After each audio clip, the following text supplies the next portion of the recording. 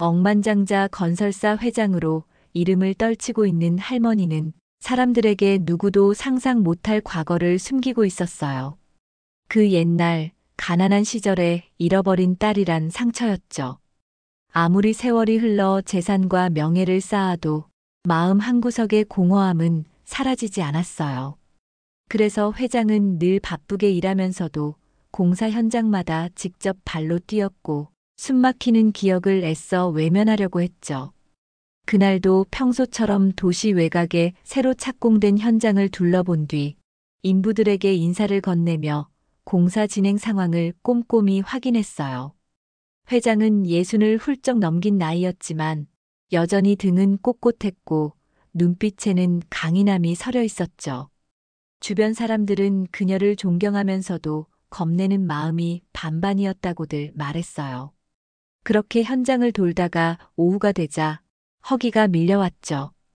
회장은 인부들에게서 근처 한밭집 반찬이 푸짐하고 맛이 좋다는 얘기를 전해 듣고 슬그머니 발길을 옮겼어요. 회사 임원들은 번듯한 식당으로 모시고 싶어 했지만 회장은 그런 번잡함을 별로 좋아하지 않았어요. 현장 인부들과 똑같이 허름한 식당에서 식사를 함께 나누는 것이 자신이 발을 딛고 올라온 과거를 잊지 않는 방식이기도 했죠. 공사장 옆에 자리 잡은 한밭집은 규모가 작았지만 밖으로 새어나오는 밥 짓는 냄새가 무척 구수했어요. 회장은 그 냄새를 맡고 살짝 마음이 누그러지는 기분을 느꼈어요. 허름한 간판, 낡은 테이블, 정겨운 연기. 모든 것이 마치 과거로 되돌아간 듯한 기분을 안겨주었죠. 식당 문을 열고 들어서자 조그맣고 마른 체구의 젊은 처녀가 회장을 반겼어요. 처녀는 한눈에 봐도 무척 성실해 보였고 눈가에 수심 같은 것이 어른거렸어요. 그렇지만 그녀는 밝은 목소리로 주문을 받으며 낯선 손님에게도 정성껏 음식을 내어주려 애썼어요. 회장은 테이블에 앉아 주변을 둘러보며 한숨을 길게 내쉬었어요. 그 작은 한밭집 구석구석에는 가난했던 시절의 흔적을 연상케 하는 기운이 배어 있었죠.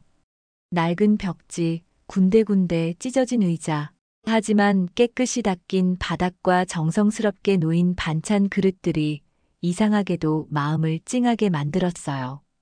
음식이 나오길 기다리는 동안 회장은 자신도 모르게 옛날 생각에 빠져들었어요. 주인 없는 테이블에 음식을 내려놓고 돌아서던 처녀의 손가락이 눈길을 끌었어요. 회장의 시선이 처녀의 손에 꽂혔고 그녀는 순간적으로 당황한 듯 움찔했죠. 처녀의 손가락에는 바래고 빛이 바랜 듯한 반지가 하나 끼워져 있었어요. 반지는 화려하지 않았지만 독특한 문양이 정교하게 새겨진 은빛 반지였죠. 회장은 가슴이 쿵 내려앉는 느낌에 얼굴이 굳어졌어요. 그러다가 참을 수 없다는 듯 자리에서 벌떡 일어섰어요. 그 반지 어디서 났어요? 처녀는 느닷없는 질문에 놀란 얼굴로 숨이 멎을 듯 멈춰섰죠. 그녀는 순간적으로 반지를 감추려는 듯 손을 뒤로 뺐어요. 회장의 목소리는 떨렸고 숨조차 고르지 못한 채 격앙된 기색을 보였어요. 식당 안은 갑자기 조용해졌고 다른 손님들은 무슨 일이 일어난 건지 몰라서 숟가락을 들고 얼어붙었어요. 그 짧은 침묵 속에서 처녀는 눈동자를 흔들더니 천천히 고개를 들었죠. 하지만 뭐라 대답해야 할지 갈피를 잡지 못했고 회장은 그 손가락에서 시선을 떼지 않은 채 가슴을 부여잡았어요. 한순간 30년 전으로 거슬러 올라간 듯한 강렬한 감정이 몰려왔어요. 그 반지는 결코 흔하게 제작되지 않는 독특한 디자인이었고 회장 스스로가 직접 주문 제작했던 특별한 반지였죠. 오직 단 한 사람, 그토록 찾아 헤맸지만 결국 찾지 못한 자신의 딸에게만 끼워주었던 물건이었어요.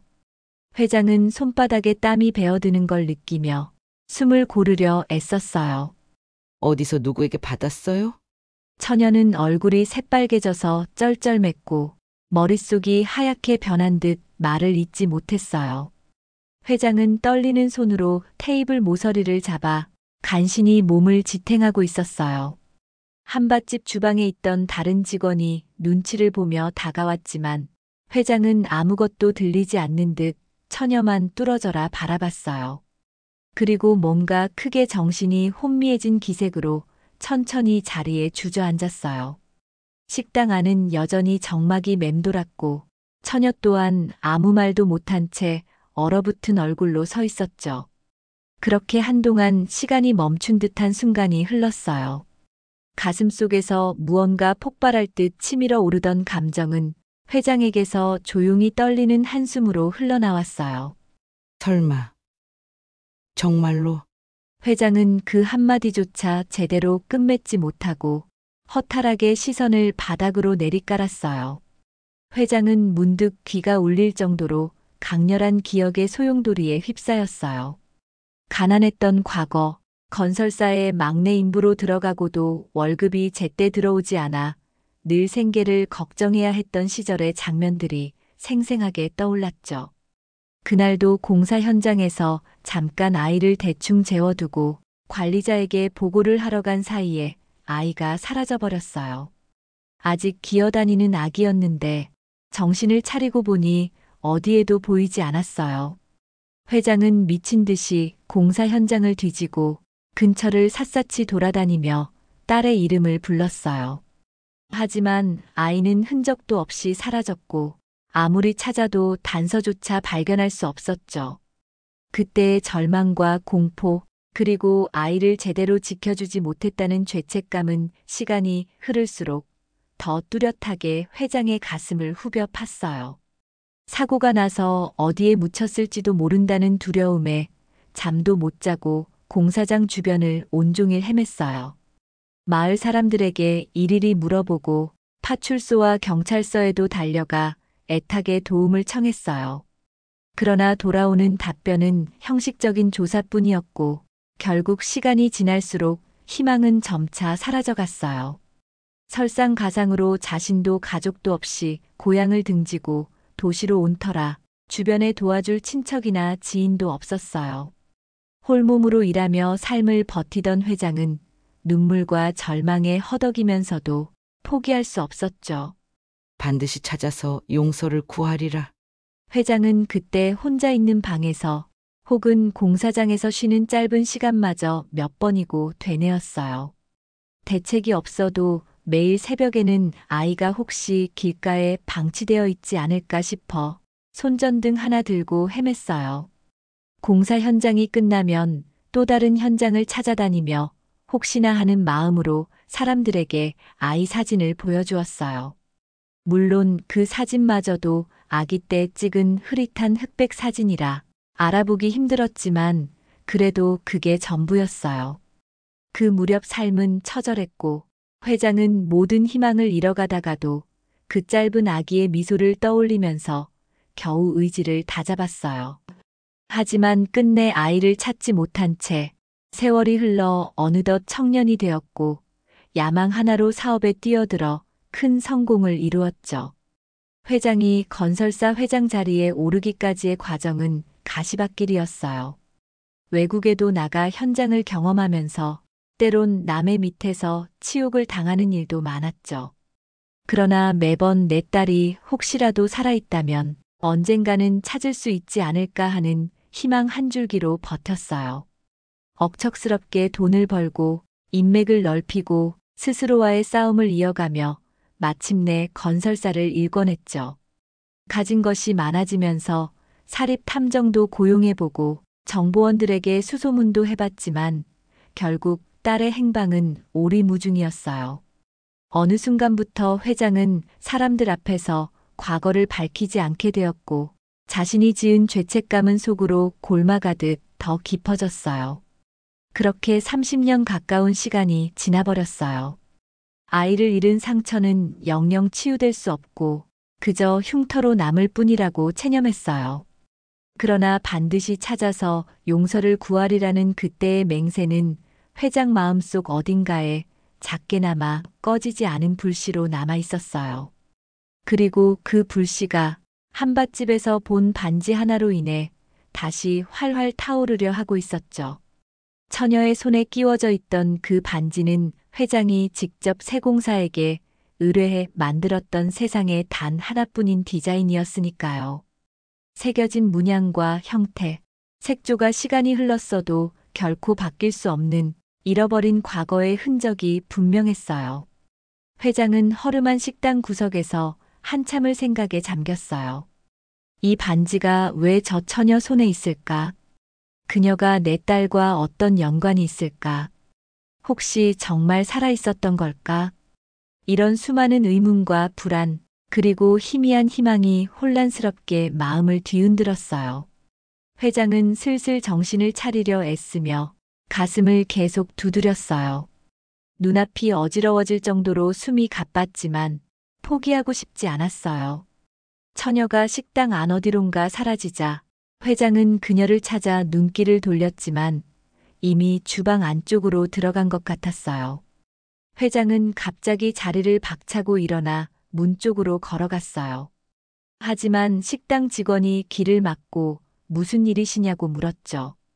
회장은 뚫어져라 직원의 눈을 바라보다가 그냥 고개를 젓고는 말없이 밖으로 나왔어요. 뭔가 더 확인하고 싶었지만 그 순간 가슴이 터질 것만 같아 숨이 막혔어요. 밖으로 나오자 건설 현장의 소음과 먼지, 분주하게 오가는 인부들의 모습이 다시 눈에 들어왔어요. 그러나 회장은 이미 아무 소리도 들리지 않는 듯 멍한 눈빛으로 서 있었죠. 언제나 자신감 넘치던 걸음걸이는 온데간데 없었고 마치 커다란 돌덩이를 등에 짊어진 사람처럼 어깨가 푹 숙여졌어요. 마음속에는 이미 확신이 자리 잡았어요. 저 반지 틀림없다.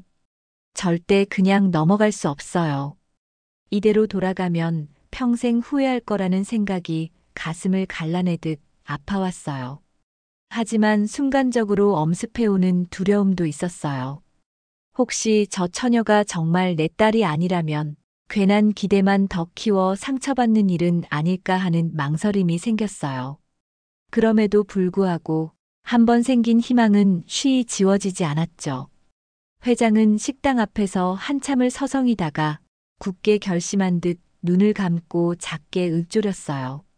반드시 찾아서 용서를 구하리라. 그 말은 철저하게 억눌러왔던 그러나 늘 마음 어딘가에 새겨져 있던 맹세였어요. 회장은 곧장 가방에서 수첩을 꺼내 한밭집의 위치와 이름을 메모해 두었어요. 그리고 어떤 전화를 걸어 몇 마디를 주고받은 뒤 다시 건설 현장 쪽으로 발걸음을 옮겼어요.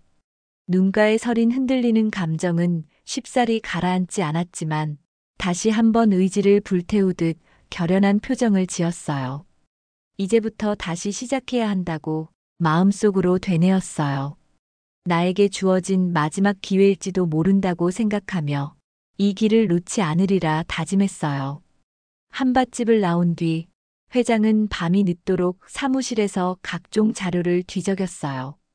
오래전 잃어버린 딸을 찾기 위해 정리해둔 기록과 사진, 그리고 예전부터 진행해왔던 의뢰인들의 보고서를 다시 살펴봤어요. 하지만 아무리 봐도 뾰족한 해답은 나지 않았어요. 어느덧 새벽이 가까워지자 회장은 몸도 마음도 지쳐 의자에 깊이 기대었죠. 그러다 문득 방금 본 처녀의 얼굴이 떠올랐어요. 불안에 잠긴 듯한 눈동자, 그러나 꿋꿋해 보이는 자세, 그 손가락에 끼워진 반지. 회장은 시간 가는 줄도 모르고 그 장면만 곱씹었어요. 내가 너를 얼마나 찾아 헤맸는지 아니? 이 말은 아직 꺼내지도 못했지만 머릿속에서 이미 몇 번이고 떠올랐어요. 만약 그녀가 정말 내 딸이라면 이 한마디부터 시작해야 할 것 같았어요. 회장은 결국 날이 밝기 전에 사무실을 나왔고 다시 한밭집으로 향했어요. 날이 채 밝지 않은 공사 현장 근처는 한적했고 한밭집에도 불이 켜져 있지 않았어요. 회장은 차 안에서 동이 트길 기다리며 주변을 천천히 살폈어요. 가로등 불빛 아래로 스쳐 지나가는 새벽 공기가 유난히 서늘하게 느껴졌어요.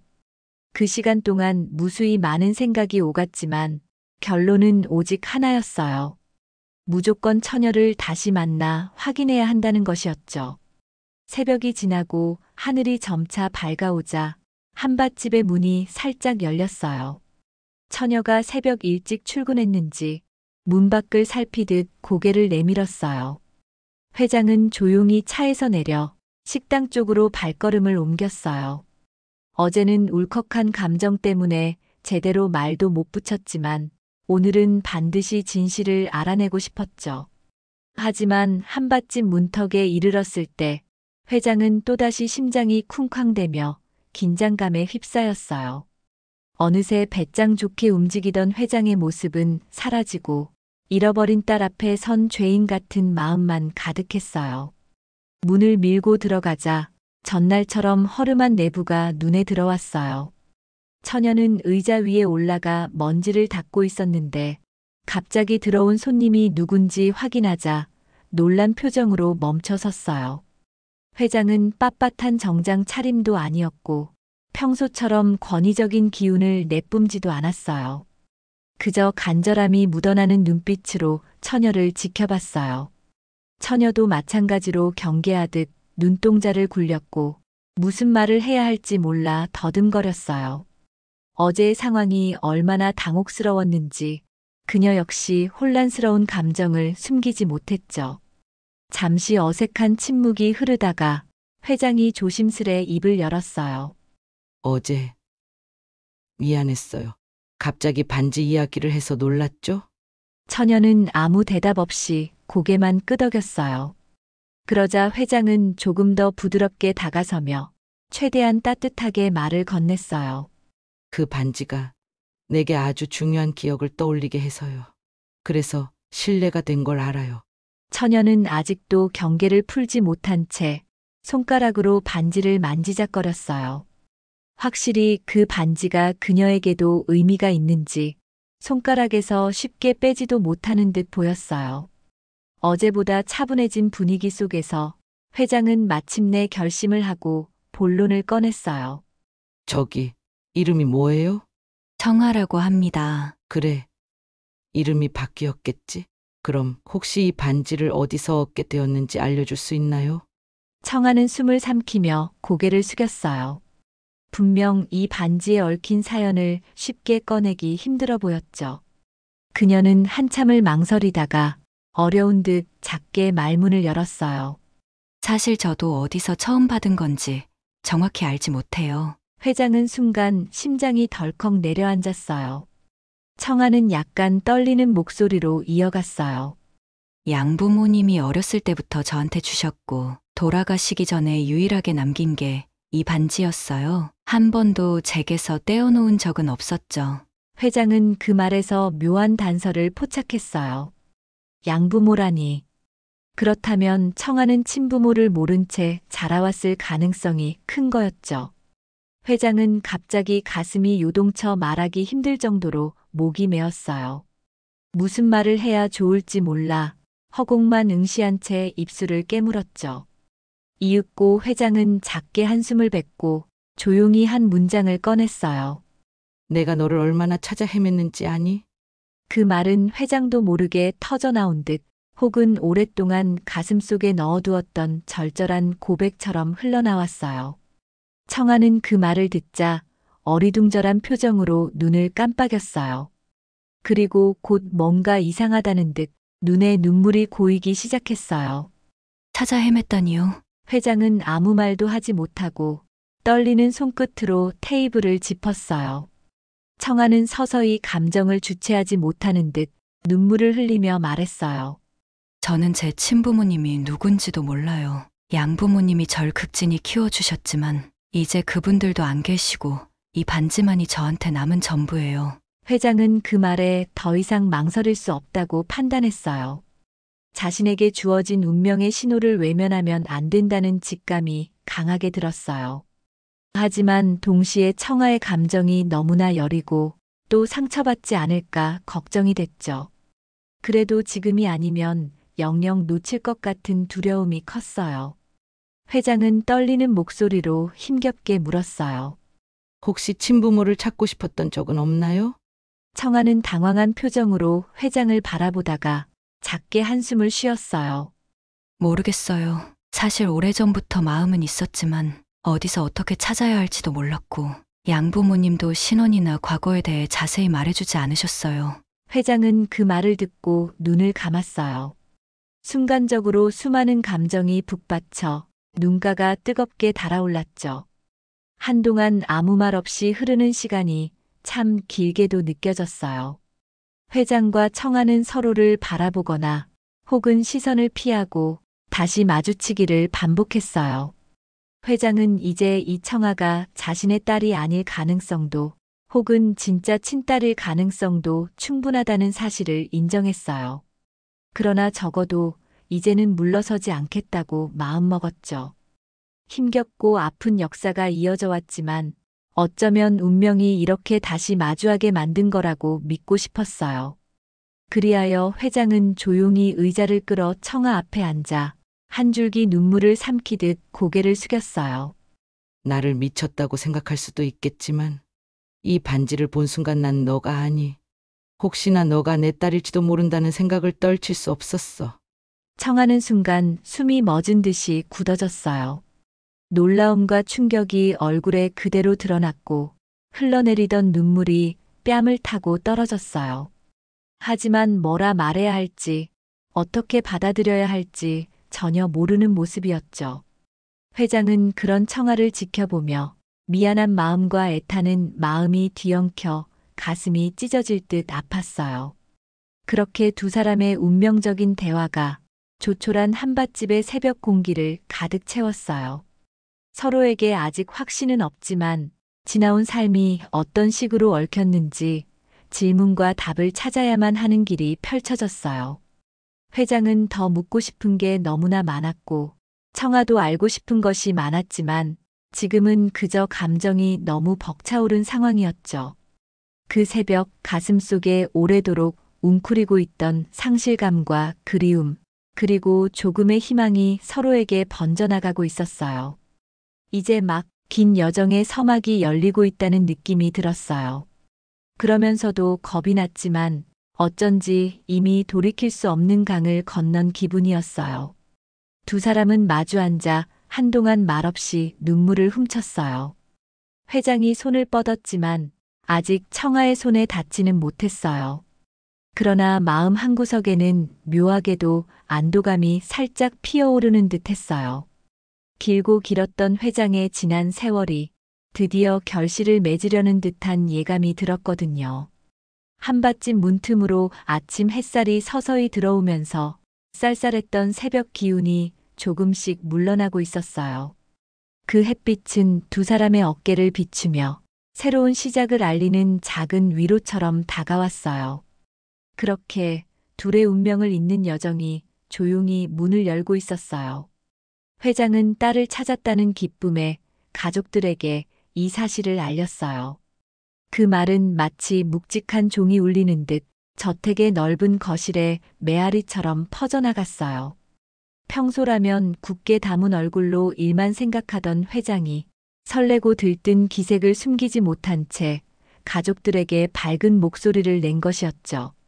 넓은 창문 밖으로는 회장이 소유한 정원과 주변 풍경이 눈부시게 펼쳐져 있었지만 회장은 더없이 간절한 눈빛으로 가족들을 둘러보았어요.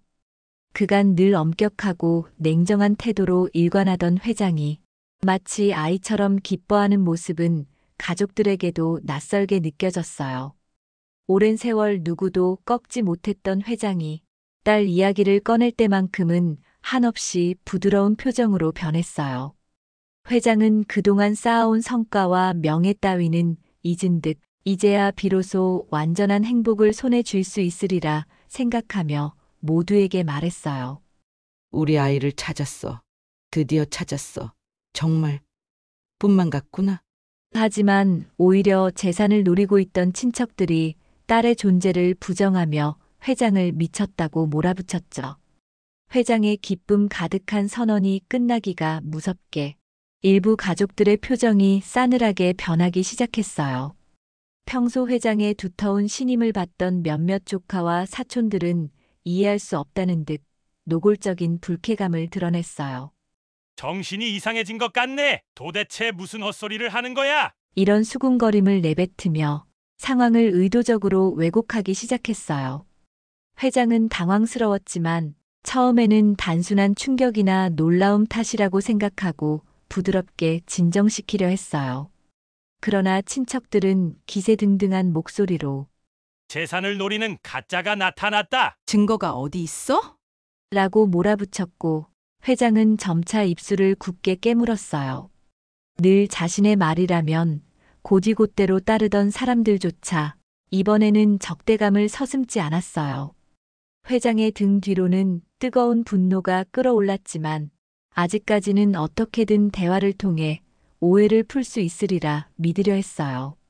심지어는 거짓 증거를 만들어 청아를 사기꾼으로 몰아가고 진짜 딸을 추적하던 회장 측 조력자를 제거하려는 사건까지 벌였어요. 의도된 모략과 음모는 생각보다 훨씬 교묘하게 진행됐어요. 일부 친척들은 이미 변호사와 전문가를 매수해 청아가 과거에 무언가 위조나 사기를 저지른 듯한 서류를 날조했어요. 그들은 청아에게 붙어 다니며 은밀히 정보를 빼내려는 사람을 고용하기도 했고 회장이 신뢰하던 비서나 직원들을 이간질하며 혼란을 야기했어요. 그래봤자 진실은 밝혀질 텐데라는 회장의 믿음을 비웃기라도 하듯 친척들은 마치 사냥꾼처럼 청아의 주변을 맴돌았어요. 회장의 오랜 측근 중에는 청아가 진짜 딸임을 확인하려 애쓰는 조력자가 많았는데 그중 몇몇은 돌연 연락이 끊기거나 알 수 없는 협박을 받았어요. 그들은 겉으로는 회장을 존경한다며 고개를 숙였지만 속으로는 그녀의 지위를 빼앗을 기회로 삼으려 혈안이 되어 있었죠. 마치 뿌리 깊은 독초처럼 오랫동안 숨어있던 탐욕이 딸의 존재가 드러나는 순간을 틈타 기세등등하게 모습을 드러내고 있었어요. 가족이 아니라 악마들이었구나. 회장은 배신감과 충격에 휩싸여 깊은 한숨을 내쉬며 중얼거렸어요. 평소 권위적인 모습으로 이름난 회장도 이 순간만큼은 허탈한 표정을 감추지 못했죠. 그간 자신의 성공을 함께 기뻐해주고 가족이란 울타리로서 든든한 지원군이 되어줬다고 믿었던 사람들조차 사실은 내심 재산 분배나 이권 다툼에만 관심이 있었다는 사실이 낱낱이 드러나고 있었어요. 회장은 마음 한편에 차라리 내 딸을 찾았다는 사실을 이렇게 성급하게 알리지 말았어야 했나 하고 후회하는 생각도 들었지만 이미 엎질러진 물이었어요. 무엇보다 딸을 되찾았다는 기쁨이 너무나 컸기에 가족들과 함께 이 기쁨을 나누려던 순수한 소망이 악몽으로 바뀐 데 대한 절망감이 컸죠. 회장의 차가운 시선은 한결같이 서류를 살피고 증거 자료를 뒤지는 친척들을 향해 있었어요. 그 모습을 지켜보며 과연 이들이 인간으로서 양심이 있는지조차 의심하게 되었어요. 회장은 배신의 충격을 받고 청아 또한 이 사실을 알고 절망 속에서 마음을 닫아버렸어요. 청아는 한밭집에서 근근히 버텨왔고 비로소 친어머니일지 모르는 회장을 만나 희미한 희망을 품었지만 며칠 새 들려온 소식은 그 희망을 절망으로 물들였어요.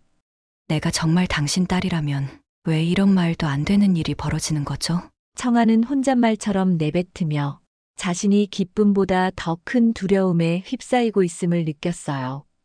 회장이 자신을 보호해주려 애쓰지만 오히려 청아 때문에 회장이 공경에 처하고 있다는 죄책감마저 들었어요.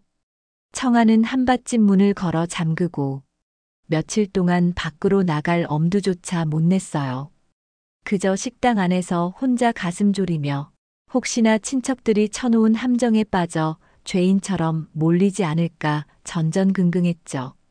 그 사이 회장과의 연락도 마음대로 취하기 어려웠고 밖에서는 매스컴마저 자극적인 소문을 기사화하기 시작했어요. 내 딸이 틀림없는데 왜 아무도 믿지 않는 거야? 회장은 사무실 책상 위에 어지럽게 놓인 서류들을 밀쳐내며 절망적인 목소리로 되뇌었어요. 악의적으로 조작된 증거들과 사방에서 흘러나오는 의혹 섞인 소문들은 하나같이 청아를 사기꾼이자 회장의 정신 이상을 유도하는 존재로 묘사하고 있었어요. 회장은 스스로 쌓아올린 명성과 권력을 통해 진실을 밝히고 싶었지만 문제는 가족들이라는 점이 가장 컸어요. 회장의 권력 기반은 결국 가족 기업에서 비롯된 것이었고 그 가족들이 조직적으로 반기를 들어 움직이니 간단한 싸움이 아니었어요. 청아를 향한 못된 음모는 날로 심해져 갔고 회장은 분노에 몸을 떨면서도 어떻게 돌파해야 할지 잠시 막막함에 사로잡혔죠. 고독한 전쟁터에 홀로 떨어진 기분이었어요. 청아도 홀로 밤거리를 걸으며 눈물을 삼켰어요. 회장의 권유에도 쉽게 마음을 열지 못했던 청아는 결국 이 상황이 자신 때문에 벌어졌다는 자책감에 휩싸였어요. 가로등이 희미하게 빛나는 어두운 길을 따라 걸으면서 청아는 양부모의 얼굴을 떠올렸어요. 내가 이렇게 혼란에 빠질 줄 알았다면 차라리 평범한 일상에서 평생 어머니를 못 찾고 살았어도 괜찮지 않았을까? 그러나 이미 되돌릴 수 없는 길 위에 서 있음을 알고 있었어요. 눈물은 그칠 줄 몰랐지만 청아는 고개를 들며 스스로에게 다짐했어요. 비록 상황이 힘들고 무섭지만 적어도 이 진실을 외면하지 않고 언젠가 회장에게 기쁨을 되돌려주겠다고요. 그 새벽 어둠 속에서 홀로 흘리는 청아의 눈물은 마음속에 깊이 맺힌 한을 씻어내듯 서서히 결심으로 변해가고 있었어요. 하지만 회장은 결코 무너지지 않았어요.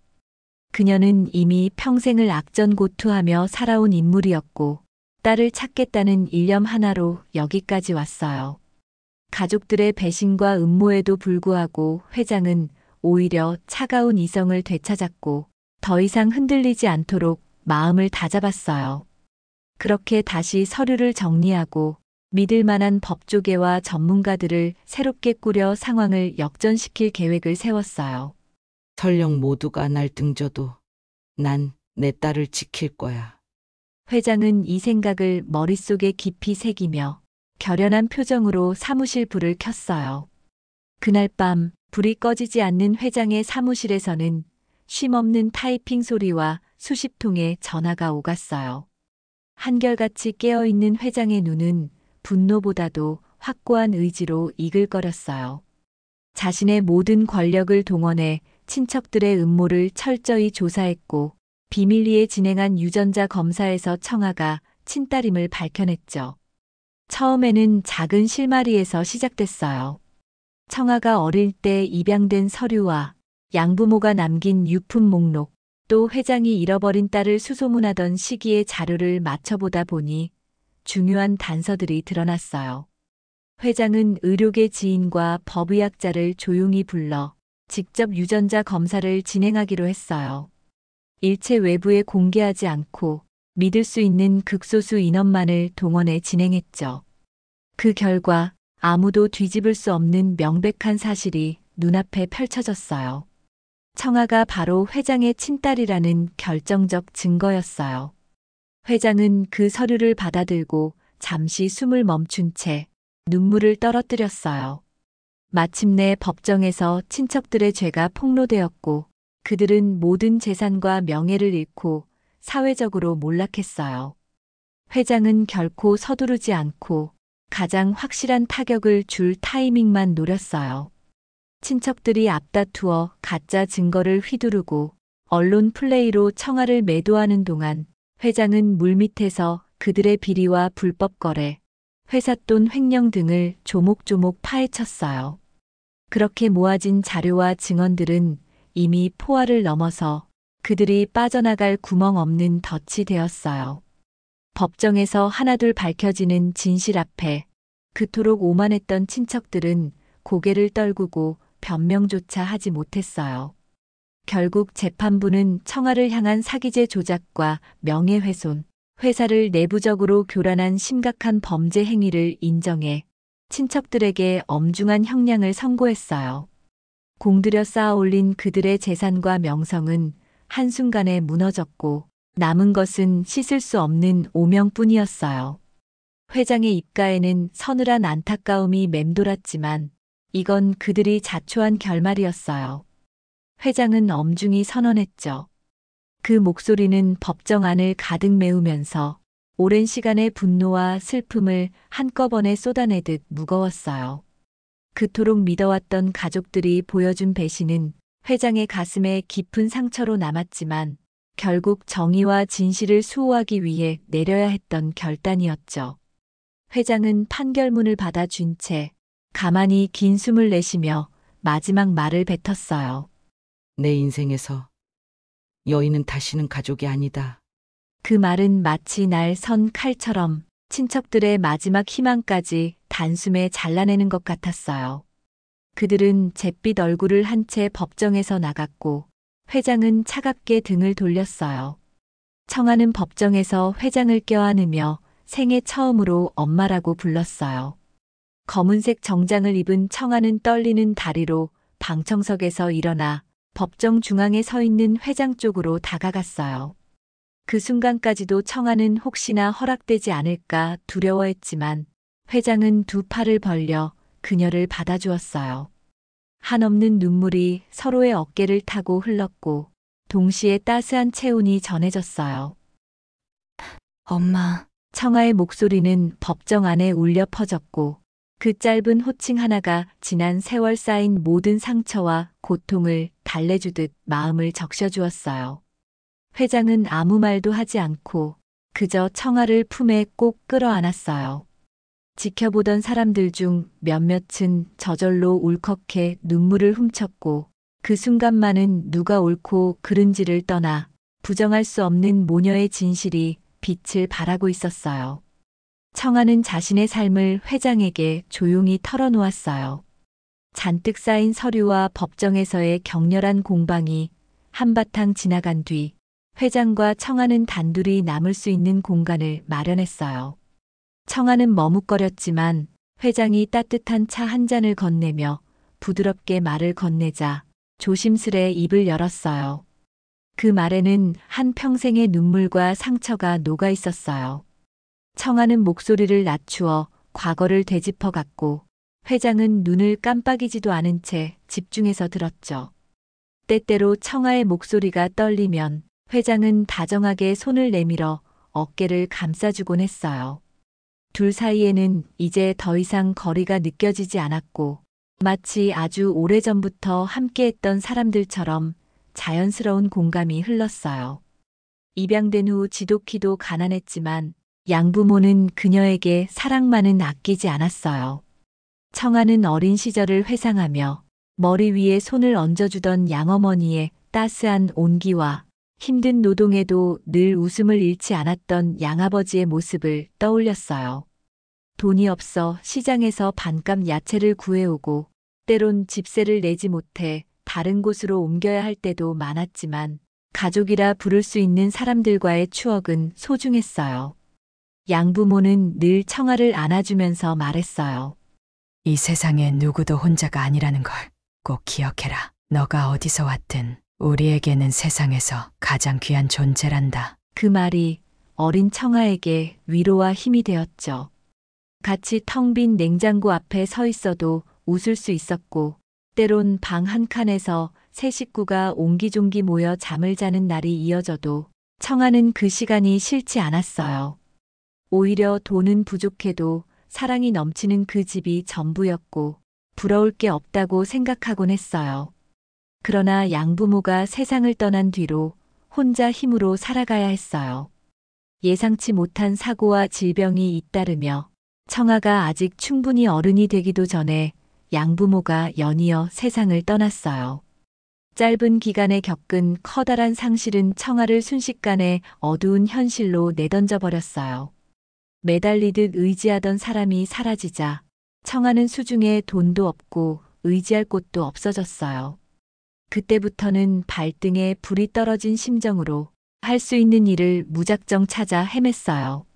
식당 설거지나 배달 같은 일부터 시작해 때론 잘 모르는 공장에 들어가 힘겨운 노동으로 조금씩 돈을 모았어요. 하지만 그조차 오래하기 힘든 경우가 많았고 매번 떠돌듯이 여기저기 옮겨다니며 밥벌이를 찾았어요. 시장 바닥에서 노점상으로, 때로는 공장과 한밭집을 전전하며 처절히 살아온 청아는 한 번도 꿈을 포기한 적 없었죠. 영영 변하지 않을 것만 같은 어려운 현실에도 불구하고 청아의 마음속에는 희미한 희망이 존재했어요. 양부모가 남긴 반지를 꼭 끼고 다니면서 자신이 어디서 왔는지 몰라도 언젠가는 길을 찾을 거라고 믿었어요. 하루 벌어 하루 먹는 삶이었지만 그래도 소박한 목표를 세우고 하나씩 이뤄나가는 재미를 느끼려 애썼어요. 가장 힘든 시기에는 몸이 아파도 병원비가 없어 참아야 했고 길바닥에서 자야 할 때도 있었지만 청아는 무너지지 않았어요. 매서운 겨울바람에 떨면서도 스스로를 다독였죠. 그래도 오늘은 살아있잖아. 내일은 조금 나아질 거야. 그렇게 용기를 잃지 않고 견뎌온 나날들이 결국 오늘에 이르게 했다고 청아는 조용히 웃으며 회장을 바라봤어요. 회장은 청아의 그 고된 삶에 깊이 아파하며 눈물을 감추지 못했어요. 평소에는 절대 눈물 같은 것을 보이지 않던 회장이 이번만큼은 참을 수 없다는 듯 훌쩍이며 얼굴을 돌렸어요. 딸이 살아온 세월이 자신이 겪었던 궁핍과도 비교할 수 없을 만큼 아프고 외로웠다는 걸 깨닫자 가슴 한구석이 무너지는 기분이었어요. 청아가 힘겹게 이야기를 이어갈 때마다 회장은 자신이 조금만 더 일찍 찾았더라면 이 아이가 이렇게 힘든 길을 걷지 않았을 텐데 하는 자책감에 시달렸어요. 그렇게 한참을 눈물로 서로의 마음을 적시다가 결국 회장은 청아의 손등을 꼭 붙잡고 떨리는 목소리로 말했어요. 너가 이런 시간을 온몸으로 버티며 살아냈다는 게 믿기지 않을 만큼 개견하고 또 미안하구나. 그 말은 회장 자신도 여러 번 가슴에 파문을 일으킬 정도로 큰 울림이었어요. 넌 정말 잘 살아냈구나. 이 마지막 한마디는 회장이 청아를 향해 전하고 싶었던 모든 감정이 담긴 짧고도 긴 문장이었어요. 부모로서 한 번도 해주지 못했던 응원과 칭찬, 뒤늦게나마 건네고 싶었던 위로와 격려, 그리고 무엇보다 자기 딸에 대한 자부심이 함께 묻어났죠. 청아는 그 말을 듣고 더 이상 울지 않고 조용히 고개를 끄덕였어요. 외로운 싸움을 이어오느라 쌓인 수많은 감정이 회장의 진심 어린 말 한마디에 위로받는 듯 했어요. 그 순간 두 사람 사이에는 과거의 아픔보다 더 강력한 유대감이 꽃피우고 있었어요.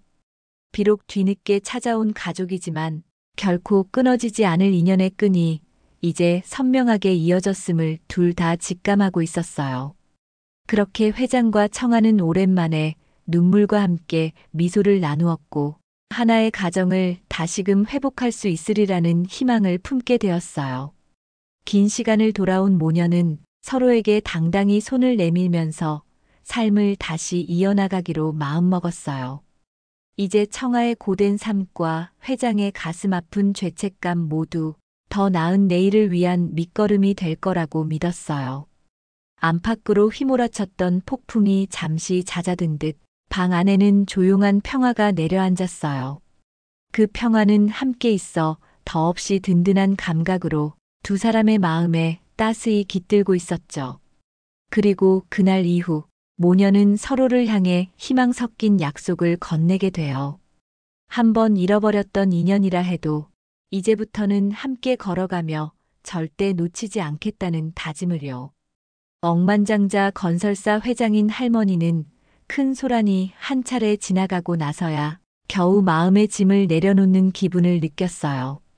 잃어버린 딸을 찾아내는 긴 여정이 얼마나 험난했는지 모든 과정을 돌이켜보면 여전히 믿기 어렵게 느껴졌죠. 젊은 시절 시리에 빠져 찾아 헤맸던 딸을 이렇게 뒤늦게나마 품에 안을 수 있다는 사실이 꿈만 같았어요. 하지만 그 과정에서 드러난 친척들의 추악한 욕망과 배신은 회장의 가슴에 씻을 수 없는 상처를 남겼어요. 누구보다도 가족을 아끼던 회장이었기에 그 배신감은 세월만큼 깊게 파고들었죠. 그럼에도 회장은 무너지지 않기로 했어요. 딸과 함께 맞이할 내일이 더없이 소중하다는 걸 깨달았고, 이제야 얻은 행복을 더 단단히 지키기로 마음먹었어요. 그 결심 덕분에 회장은 과거의 아픔을 묻고 새롭게 펼쳐질 미래를 힘껏 마주할 용기를 낼 수 있었어요. 딸도 마찬가지였어요. 오랜 세월 스스로를 세상에 버려진 존재로 여기며 살아왔지만 회장의 진심 어린 손길을 느끼고 나서는 한결 마음이 편안해졌어요. 물론 한 번에 모든 걸 받아들이기는 쉽지 않았어요. 재벌가의 딸이 되었으니 세간의 이목이 집중될 게 분명했고 이미 세상살이의 험난함을 알 만큼 알아버린 터라 부담도 커졌거든요. 그럼에도 더 이상 혼자가 아니라는 사실, 그리고 할머니라는 존재가 곁에서 자신을 지켜주고 있다는 사실이 청아를 움직이게 했어요. 청아는 조심스러운 태도로 한 걸음씩 회장이 사는 새로운 세계로 발을 들여놓았어요. 사방에서 궁금증 어린 시선이 쏟아졌지만 청아는 시선을 피하기보다 담담히 받아들이려고 애썼어요. 내가 이제야 제대로 된 자리를 찾았을지도 몰라요. 그렇게 스스로에게 되뇌는 청아의 눈빛은 더 이상 이전처럼 흔들리거나 두려움에 가득 차지 않았어요. 한편 회장은 딸을 향한 미안함과 동시에 강한 책임감을 느꼈어요. 딸이 겪어온 시간을 조금이라도 메워주고 싶다는 생각, 그리고 부모로서 할 수 있는 모든 걸 다해주고 싶다는 소망이 컸어요. 그래서 다른 무엇보다 딸이 진정으로 원하는 삶이 무엇인지 귀 기울이려 노력했어요. 그 과정에서 청아가 평소에 사람들을 얼마나 소중히 여기고 현장 노동자들과 서민들의 어려움을 깊이 이해하고 있다는 것을 알게 되었죠. 회장은 그 점이 무척 자랑스러웠어요. 넌 정말 강인한 아이야. 잘 견뎌왔고 앞으로도 잘해낼 거야. 그 한마디에 담긴 믿음이 딸의 가슴 속에 깊이 새겨졌어요. 회장은 딸에게 건설사 운영 전반을 보여주고 사업 계획에도 참여시키며 미래를 함께 구상하자고 제안했어요. 너처럼 삶을 어렵게 살아본 이들이 더 좋은 환경에서 살 수 있도록 우리 회사가 해야 할 일이 많아. 같이 해보지 않겠니? 청아는 처음엔 얼떨떨했어요. 자신이 과연 대기업 경영에 어울리는 사람인지도 잘 모르겠고 힘겨운 사람들을 도우려는 마음만으로는 부족하다고 생각했거든요. 그렇지만 회장의 눈빛은 진지했고 이미 든든한 지원군이 많았어요. 청아는 조심스레 고개를 끄덕였어요. 저도 해볼게요. 힘들겠지만 저를 필요로 하는 곳이 있다면 기꺼이 돕고 싶어요. 그 대답만으로도 회장은 뭉클한 감동을 받았죠. 그렇게 회장은 회사 내 프로젝트 중에서도 특히 서민 복지나 주거 안정에 초점을 맞춘 사업을 딸과 함께 추진해 보기로 했어요. 그 프로젝트가 점점 구체화되자 회장과 딸은 현실적인 문제를 놓고 머리를 맞댔어요. 예산은 어디서 마련할 것이며 지원 대상 선정은 어떻게 할 것이며 현재 법 제도와 충돌하는 부분은 없는지 꼼꼼히 따져봐야 했어요. 당연히 어렵고 복잡한 과제들이 많았지만 청아는 자신이 직접 겪은 고난을 떠올리며 현장의 목소리를 제일 먼저 들어야 한다고 주장했어요. 회장은 진심 어린 딸의 의견에 크게 공감했고 관련 전문가뿐만 아니라 실제로 주거 문제를 겪는 주민들, 한밭집 인부들, 사회복지사를 연계해 논의 자리를 마련했어요. 청아가 주도한 이 소통의 장은 이전에 건설사가 보여주지 않았던 인간적인 접근이라는 평을 받았어요. 그러던 어느 날 한때 청아를 괴롭혔던 옛 사기꾼들이 다시 모습을 드러냈어요. 법정에서 모든 진실이 밝혀지며 쫓겨나듯 자취를 감췄던 이들이었죠. 그들은 은밀하게 청아의 주변을 맴돌며 과거처럼 협박이나 거짓 약속으로 혼란을 일으키려 시도했어요. 특히 청아가 재벌가의 딸이 된 뒤로 더 큰 이득을 노릴 수 있다고 판단한 건지 교묘한 수작으로 접근하려 했어요. 하지만 이미 딸에게는 강력한 지원군이 있었고 무엇보다 청아 자신도 더 이상 예전처럼 순진하게 당하지만은 않았어요. 예전에는 그저 겁먹고 울기만 했지만 이제는 정면으로 맞서 싸워야 할 때라는 것을 알았어요. 청아는 이 사실을 할머니에게 알렸고 회장은 곧바로 법무팀과 함께 대응에 나섰어요. 억만장자 할머니는 과거 청아를 괴롭혔던 사기꾼들의 자료를 다시금 찾아내 철저히 법적 책임을 물었어요. 한 번 당했던 방식은 두 번 통하지 않았고 오히려 회장 측은 과거에 접수하지 못했던 증거들까지 새로이 확보했어요. 그 결과 소송은 일사천리로 진행됐고 청아가 과거에 입은 경제적 정신적 피해에 대한 보상과 가해자들의 처벌이 동시에 이루어졌어요. 사회적 지위나 재산을 앞세워 청아를 멸시했던 이들은 속수무책으로 몰락했죠. 한때 청아를 억누르던 그들은 이제 청아에게 무릎을 꿇을 수밖에 없었어요. 청아가 법정에서 마지막 판결을 들을 때 얼굴에는 더 이상 공포나 서러움이 아닌 강인함과 결연함이 배어 있었어요. 이제 나는 아무도 두렵지 않아요. 청아는 그 한 문장을 곧게 뱉으며 긴 호흡을 내쉬었어요. 예전 같았으면 가슴이 두근거리고 어딘가로 도망치고 싶은 충동이 일었겠지만 이젠 달랐어요. 자신도 모르게 주먹을 꽉 쥐고 세상에 대고 당당히 말할 수 있게 되었죠. 할머니는 그런 딸의 모습을 지켜보면서 눈시울이 붉어지는 걸 느꼈어요. 너가 이만큼 달라졌구나. 용감해졌어. 정말 잘했어. 그 말에는 알 수 없는 뭉클함이 깃들어 있었고 청아의 얼굴에도 밝은 웃음이 피어났어요. 두 사람은 법정 밖에서 손을 맞잡고 기나긴 싸움에 종지부를 찍었다는 안도감을 함께 나눴어요. 예전 같았으면 회장은 회사나 재산을 지키기 위한 전쟁만 했을 테지만 지금은 딸을 위한 싸움이었어요. 그 의미가 얼마나 큰지, 그리고 승리의 기쁨이 단순한 복수가 아니라 해방감이라는 사실을 깨닫자 할머니와 청아 둘 다 마음이 벅찼어요. 세상을 온통 뒤엎을 것 같은 광풍이 지나간 뒤 남은 고요함 속에서 둘은 서로를 의지하며 빙긋 웃었어요. 그 순간만큼은 더 이상 숨을 필요도 없고 피해 다닐 필요도 없다는 사실에 깊이 감사했어요. 함께 손을 맞잡은 따뜻한 감촉은 그 어떤 권위나 재산보다도 소중한 가족의 울타리였어요. 그 후로도 회장과 청아는 회사 업무와 복지 프로젝트에 몰두하며 분주한 나날을 보냈어요. 불과 몇 달 전만 해도 청아는 한밭집에서 좁은 부엌과 식당을 오가며 설거지나 서빙 일을 하던 신세였는데 이제는 당당한 회사 일원으로 미래를 그려가는 입장이 되었죠. 그러나 바쁜 일상 속에서도 두 사람은 잊지 않고 자주 찾는 곳이 있었어요. 바로 청아에게 많은 추억이 깃든 그 한밭집이었어요.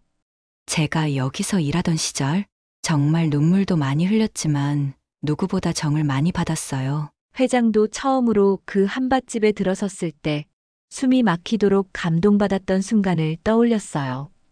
그 작은 식당 안에 스며 있던 따뜻함이 결국 딸과 자신을 다시 이어준 운명 같은 장소였으니까요. 어느 날 한밭집 주인이 회장과 청아에게 조심스럽게 말을 꺼냈어요. 우리 동네가 곧 재개발된다는데 이 가게를 언제까지 지킬 수 있을지 모르겠어요. 어르신들도 그렇고 여기 모이는 사람들 대부분이 한 곳에 오래 뿌리 내린 분들인데 전부 밀려날까 봐 겁이 나네요. 주인의 말은 낡은 건물이라 철거 대상이 유력하다는 뜻이었고 동네 사람들 사이에서도 소문이 무성했어요. 회장은 한밭집 내부를 찬찬히 둘러보며 허름하고 오래된 시설이긴 해도 사람들의 정이 가득 깃들어 있음을 느꼈어요. 단순히 철거하고 새로 지으면 모든 게 해결될까? 오히려 동네 사람들이 정든 삶의 터전을 이루면 안 되는 건 아닐까? 회장은 스스로에게 질문을 던졌어요. 청아는 한밭집을 잃는다는 상상만으로도 마음 한구석이 시려왔어요. 과거에는 이곳이 초라하다고 느꼈던 적도 있었지만 결국 자신에게 친정집처럼 안식처가 되어준 곳이었거든요. 가끔 허기가 진 채로 하루를 시작할 때도 한밭집 주인과 직원들이 따뜻한 밥 한 끼로 힘을 나누어 주곤 했죠. 그런 추억들이 머릿속을 맴돌자 청아는 간절하게 회장을 바라봤어요. 이 동네가 그냥 철거되는 건 안 된다고 생각해요. 주민들도, 여기서 일하는 사람들도 한 번에 다 밀려나면 갈 곳이 없잖아요. 회장은 딸의 눈빛에서 깊은 애착을 느끼며 조용히 고개를 끄덕였어요. 그날로부터 며칠간 회장과 딸은 구도심 전체를 찬찬히 둘러보기 시작했어요. 직접 걸어서 골목골목을 살피고 주민들에게 직접 말을 걸어 이곳이 가진 사연과 가치에 대해 귀 기울였어요. 오래된 벽화나 간판, 동네 어귀에 남아있는 작은 우체통, 담벼락에 피어난 잡초조차도 나름대로의 이야기를 품고 있더군요. 주민들 가운데는 노후주택이 너무 위험하니 빨리 헐어야 한다고 주장하는 이들도 있었어요. 반면 이곳에서 평생을 보냈으니 조금만 손봐도 괜찮을 텐데 아예 밀어버리는 건 너무 가혹하다고 호소하는 이들도 있었어요. 회장과 딸은 그 상반된 의견을 모두 수용하기 위해 어떻게 조정해야 할지 고민을 거듭했어요. 결국 결론은 전면 철거와 대규모 개발이 아니라 골목 살리기 프로젝트로 방향을 잡아보자는 아이디어가 나왔어요. 오래된 건물 중에서 철거가 불가피한 곳은 안전 문제부터 점검하되 역사적 문화적으로 의미 있는 건물이나 골목길은 최대한 보존하자는 것이었죠. 특히 한밭집처럼 이미 지역 사람들의 사랑방 역할을 하는 곳은 시설만 보강하고 추가 지원을 통해 더 활성화하는 방안을 모색해보자는 의견도 제시됐어요. 회장과 청아는 이 프로젝트에 회사의 기술력과 재정을 투입하며 주민들과 함께하는 위원회를 꾸렸어요. 한밭집 주인도 적극적으로 참여했고 동네 주민 상당수는 처음에는 의심스럽다는 표정을 지었지만 한두 번 회의에 참여하면서부터 조금씩 마음을 열기 시작했어요. 청아는 주민들 앞에서 솔직하게 말했어요. 저도 이 동네에서 어렵게 지낸 적이 있었고 한밭집이 저에게 큰 힘이 되었습니다. 이곳에는 소중한 추억과 사람들이 있어요. 우리 회사가 가진 자원과 여러분의 의견을 잘 합쳐서 모두가 납득할 만한 새로운 길을 찾고 싶습니다. 사람들은 청아의 진정성 어린 태도에 호감을 느꼈고 회장 역시 딸을 대견하다는 표정으로 지켜봤어요. 이렇게 시작된 한밭집을 중심으로 한 구도심 재생 프로젝트는 서민들의 주거 환경과 지역 문화를 함께 살리는 장기 계획으로 발전해 갔어요. 청아는 매일 현장을 뛰며 주민들이 원하는 게 무엇인지, 어떤 부분에서 불편함을 느끼는지 꼼꼼히 메모했고, 회장은 회사 내 전문 인력을 투입해 문제를 논리적으로 풀어나갔어요. 물론 순탄하지만은 않았어요. 언제나 재개발에는 이해관계가 얽히기 마련이죠. 중간에 외부 투자자나 부동산 업자가 몰려들어 과잉 투기를 일으키려는 조짐이 보이기도 했고, 일부 주민은 사업이 진행되는 동안 당장 이주해야 하는 문제로 갈등을 겪었어요. 청아는 현장의 목소리를 수렴하기 위해 때로는 밤늦게까지 주민들과 간담회를 열고 개인 사정이 있는 집을 일일이 찾아다니며 이야기를 들어줬어요. 그 과정을 지켜보던 사람들은 억만장자 회장의 딸이 이토록 진심으로 뛰어다닌다는 사실에 놀라워했어요. 청아는 매번 말했어요. 저도 옛날에 이 동네를 배회하면서 살았던 사람 중 하나였어요. 어차피 발전해야 한다면 최대한 다 같이 행복해지는 방향이면 좋겠어요. 그렇게 시간이 흐르고 하나씩 공사가 시작되며 지역 전체가 조금씩 변모해 가기 시작했어요. 허름한 골목 곳곳에 새로운 바람이 불었고 특히 한밭집은 리모델링을 거치면서도 옛 분위기를 상당 부분 유지했어요. 벽을 새로 단장하고 주방 시설을 개선하자 더 많은 손님을 수용할 수 있게 됐고 거동이 불편한 노인들도 편히 들를 수 있도록 입구를 무장의 설계로 바꿨어요. 그러자 한밭집에 대한 지역민들의 신뢰도 커졌고 더욱 많은 자원봉사자들이 찾아와 노인과 저소득층에게 무료 식사를 제공하는 날도 생겼어요. 회장은 이런 변화를 지켜보며 정말 사람을 위한 건설이란 게 무엇인지 이제야 알 것 같구나라고 작게 웃었어요.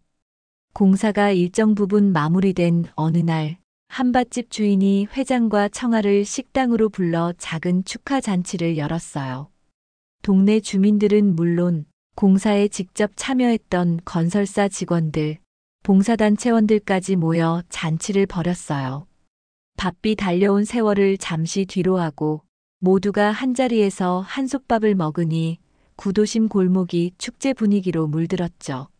작은 무대가 마련돼 노인의 합창이나 동네 청소년들의 춤 공연이 이어졌고 한밭집 주인은 싱글벙글 웃으며 고개를 숙였어요. 이렇게까지 대단한 잔치를 열 줄은 몰랐어요. 다 여러분 덕분입니다. 청아는 무대에 올라 소박한 인사 한마디를 건네었어요. 과거에 이 한밭집이 제게 큰 위로가 되었듯 앞으로도 많은 분들에게 따뜻한 식탁이 되었으면 해요. 이 동네는 제게 가족 같아요. 여러분도 그렇게 느끼시면 좋겠습니다. 사람들은 환호와 박수로 화답했고 회장도 딸의 모습을 흐뭇하게 바라보며 마음이 가득 찼어요. 정말 기적 같구나. 지치고 배고프던 시절을 견뎌온 이 아이가 이렇게나 많은 이들에게 희망을 줄 수 있는 사람이 되다니. 회장은 눈물을 글썽이며 조용히 하늘을 올려다봤어요. 그날 밤 한밭집 골목에는 웃음소리와 불빛이 오랫동안 꺼지지 않았어요. 서로 다른 사연을 지닌 사람들이 하나의 목표로 뭉쳐 동네를 지키고 가꾸어가는 경험은 생각보다 훨씬 강렬한 행복을 안겨줬어요. 회장과 청아는 골목 구석에 서서 먼발치에서 연신 웃고 떠드는 사람들을 구경했어요. 한밭집 정말 큰 기적을 만들었어요. 저도 여기서 열심히 일하던 시절이 새록새록 떠오르네요. 청아는 밝게 웃었고 회장은 가만히 고개를 끄덕였어요. 얘야, 이 기적은 너가 만들어낸 거다. 너가 여기서 흘린 땀과 눈물이 결국 너를 더 단단하고 따뜻한 사람으로 만들었지. 그 말에 청아는 살짝 울컥했지만 한껏 벅찬 마음을 감추려 여느 때처럼 환한 미소를 지어 보였어요. 억만장자 할머니는 모든 것을 청아에게 넘겨주고 평범한 삶으로 돌아왔어요. 부유함 대신 딸과의 단순한 삶을 선택한 것이죠. 한밭집은 더 이상 허름하지 않았고 청아는 한밭집에서 많은 사람들에게 따뜻한 밥을 나누며 행복해했어요. 할머니는 매일 딸과 함께 하늘을 바라보며 말했죠. 내 삶에서 가장 행복한 순간은 지금이란다. 두 사람은 따뜻한 미소를 지으며 서로의 손을 잡고 해가 지는 저녁 노을을 바라봤어요. 그 선택에 이르기까지 회장은 꽤 오랜 시간 고뇌했어요. 회장직에서 물러난다는 것은 곧 일선에서 후퇴해 모든 권한을 내려놓는 일이었고 수십 년 동안 자기 손으로 일궈온 건설사를 손에서 놓아야 한다는 뜻이었으니까요. 그렇지만 딸이 돌아온 뒤로 회장은 세상의 어떠한 성공보다도 단란한 가족의 의미가 훨씬 더 중요하다는 걸 뼈저리게 깨달았어요. 저를 엄마의 뒤를 잇게 하시려면 시간이 좀 더 필요해요. 지금 당장 제가 다 감당하기 힘들고 그래서 엄마가 너무 빨리 물러나 버리면 의지할 구석이 없을까봐 걱정돼요. 회장은 부드럽게 손을 흔들었어요. 괜찮단다. 내가 평생 지켜온 건설사를 내게 물려주는 건 더없이 자랑스러운 일이야. 조금씩 배워가면서 너가 하고 싶은 대로 운영하면 돼. 나는 이제 돈이나 명예보다는 너의 손을 잡고 일상의 행복을 누리는 게 더 소중해. 그 말은 회장의 오랜 욕심과 무거운 책임을 모두 내려놓는 선언이기도 했어요. 청아는 처음엔 그 무게가 두렵기도 했어요. 하지만 회장이 딸에게 보내는 믿음이 워낙 견고하니 조금씩 자신감도 생겼어요. 건설사가 가진 사회적 영향력을 긍정적으로 쓰고 싶다는 소망, 현장에서 직접 많은 사람들을 만나고 싶다는 열정이 복합적으로 어우러지면서 청아는 회장이 떠난 뒤에도 회사의 방향타를 잘 잡아갈 준비를 해나갔어요. 덕분에 회사는 기업 이미지가 더욱 좋아졌고 기존 사업뿐 아니라 친환경 건설, 구도심 재생, 서민 주거 프로젝트 등 다양한 분야에서 빛을 발하기 시작했어요. 직원들도 처음에는 재벌가 딸이 경영을 하고 불안해했지만 청아가 가진 따뜻함과 성실성에 마음을 열고 차츰 신뢰를 보내게 됐어요. 그렇게 청아는 회사 안팎에서 회장님의 딸다운 인품을 가졌다는 칭찬을 들으며 나름대로 역할을 다하고 있었죠. 회장은 그 뒤로 더 작은 주택에 정착해 여느 평범한 노년처럼 아침이면 동네 산책을 나가곤 했어요. 낮에는 청아가 한밭집에 들르면 함께 따뜻한 국밥을 먹거나 때론 주머니에 간식을 가득 담아와 동네 아이들에게 나눠주기도 했어요. 사람들은 아직도 회장을 회장님이라 부르며 깍듯이 예우했지만 정작 본인은 웃어넘기곤 했어요. 이제 회장도 아니고 그냥 할머니일 뿐이에요. 그 편안한 모습에 주변 사람들은 오히려 의아해하면서도 부러워했어요. 평생을 치열하게 달려온 분이 이렇게나 맑은 얼굴을 할 수 있구나 하고 말이죠. 한밭집에는 매일같이 손님들이 넘쳐났어요. 특히 청아와 할머니가 종종 이곳을 찾는 날이면 그 좁은 식당 안이 순식간에 사람들로 붐볐어요. 회사는 대기업이 되었지만 이 한밭집만은 소박한 식당으로 남아있어 누구나 허기를 달래러 오는 곳이었죠. 청아는 식사를 마치고 나면 주방으로 들어가 설거지를 돕거나 손님들 테이블을 돌며 밥은 충분히 드셨나요? 하고 여전히 옛 습관대로 묻곤 했어요. 그 모습을 바라보는 할머니의 눈에는 웃음이 떠날 줄 몰랐어요. 너는 아직도 한밭집 알바생처럼 행동하는구나. 청아는 그저 쑥스럽게 웃었어요. 이게 제 본 모습이니까요. 땀 흘려 일하는 사람들에게 밥 한 그릇 건네는 이 느낌이 좋아요. 할머니는 그런 딸을 대견스러워하며 해가 뉘엿해지는 거리로 천천히 시선을 옮겼어요. 어느 날 저녁 마침 업무를 마친 청아가 한밭집 옥상으로 올라가고 싶다고 제안했어요. 한밭집 주인은 흔쾌히 허락해 주었고 청아와 할머니는 주인에게서 옥상 열쇠를 받아 조심스럽게 철계단을 올랐어요. 옥상엔 작은 빨랫줄과 화분 몇 개가 놓여 있었고 딱히 볼거리는 많지 않았지만 그 공간이 주는 평온함이 있었죠. 두 사람은 나란히 서서 붉게 물드는 노을을 바라봤어요. 서쪽 하늘이 온통 주홍빛으로 물들어가고 아래쪽에서는 골목 구석구석에 불이 하나둘 켜지고 있었어요. 바쁘게 지나가던 사람들도 어디론가 귀가하려는 듯 분주하게 걸어가는 모습이 눈에 들어왔어요. 내 삶에서 가장 행복한 순간은 지금이란다. 할머니는 노을빛을 받은 얼굴로 작게 미소를 지었어요. 그 목소리가 어쩐지 쓸쓸하면서도 따뜻하게 들렸어요. 청아는 그 말을 듣자 마음 깊은 곳에서 찌르르한 감정이 올라왔어요. 아직 어린 시절 어디선가 잃어버린 엄마를 그리워하며 울던 자신이 떠올랐고 이제는 이렇게 엄마와 함께 같은 풍경을 보고 있다는 사실이 믿기지 않았어요. 저도 그래요. 아무리 생각해봐도 지금이 제일 행복해요. 청아는 작게 중얼거렸어요.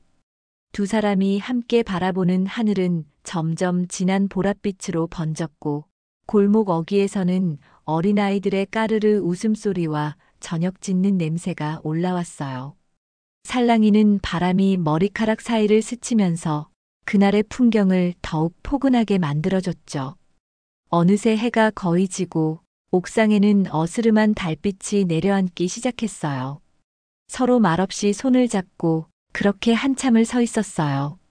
말로 다 하지 않아도 전달되는 감정이 있었고 그 순간만큼은 지난 세월의 아픔과 고통이 오히려 둘 사이의 끈을 더욱 굳게 묶어준다는 사실을 깨달았어요. 한밭집 옥상에서 내려오며 청아는 자기도 모르게 울컥했어요. 눈물을 삼키려 고개를 숙였지만 할머니는 딸의 머리카락을 살포시 쓰다듬으며 낮게 속삭였어요. 이제부터는 행복한 기억만 쌓찼구나. 그날 이후로도 두 사람은 틈날 때마다 한밭집 옥상에 오르곤 했어요. 똑같은 노을, 똑같은 하늘이 매일 반복되는 것 같지만 사실은 하루하루 색감도 바람의 결도 조금씩 달랐어요. 그 작은 차이를 느끼며 둘은 무언으로 서로를 격려하고 있었죠. 어제보다 더 많은 사랑을 나누고 오늘보다 더 환한 내일을 꿈꾸면서 모녀는 한 지붕 아래 살지는 않지만 언제나 가까운 마음으로 이어져 있었어요. 그렇게 한밭집 옥상에서 해가 저물어갈 무렵 두 사람은 다시금 삶의 의미를 되새겼어요.